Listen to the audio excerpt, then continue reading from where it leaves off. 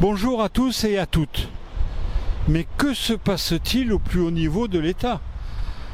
Hier, nous nous sommes couchés avec un Premier ministre et un gouvernement. Je vous l'accorde bien volontiers, un gouvernement bien fragile. Ce matin, dans la matinée, nous apprenons que nous n'avons plus de gouvernement et nous n'avons plus de Premier ministre. Mais que se passe-t-il au plus haut niveau de l'État? Il n'y a plus de responsabilité. En pleine crise financière, budgétaire, sociale, économique, sociétale, pour ne pas dire institutionnelle, on n'a plus rien. Tous les partis politiques ne pensent qu'à eux, qu'à leur propre définition, sans ne voir les Français et les Françaises. Mais qu'est-ce que c'est ce grand guignol au plus haut niveau de l'État? Comment hier soir il ne savait pas qu'il n'allait pas rester Premier ministre? C'est pas possible. Il le savait. Comment se fait-il que le président de la République n'intervienne jamais à propos?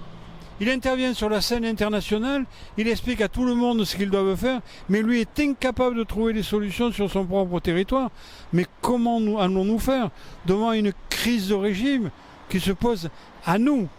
Il faut être sérieux. Il ne faut pas oublier les Français et les Françaises. De qui se moque-t-on? Et là, devant la préfecture, porte bien fermée, verrouillée, on sent qu'il y a des incertitudes.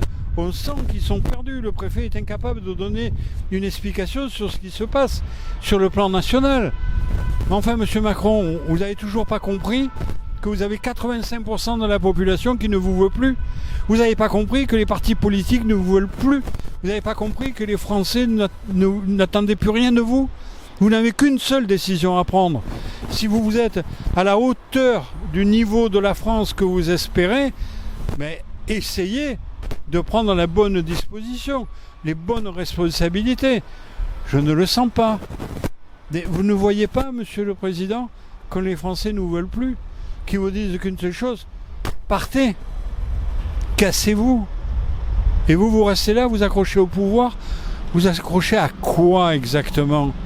À plus rien. Mais il faut que vous démissionnez pour qu'on ait des élections, pour qu'on puisse relancer une dynamique sur ce pays. Autrement, nous allons tous mourir ensemble. Par votre faute, vous avez là une lourde responsabilité. Le général de Gaulle disait que c'est dans les moments les plus difficiles qu'on reconnaît les grands hommes. Apparemment, pour ce qui vous concerne, vous n'appartenez pas à cette catégorie-là. Allez, amicalement vôtre.